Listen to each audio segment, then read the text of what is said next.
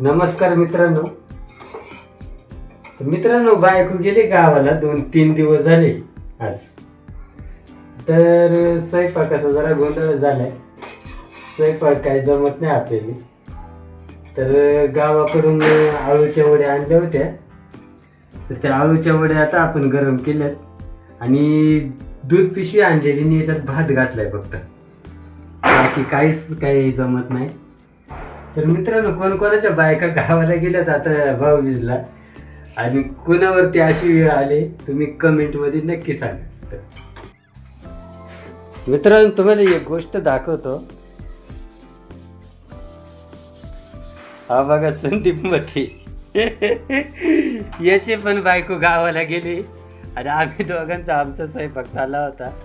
तर याला ही भांडी सोडून आहे ना, हा दुसरी काहीच कामाचा नाही, काहीच नाही, फक्त भांडी.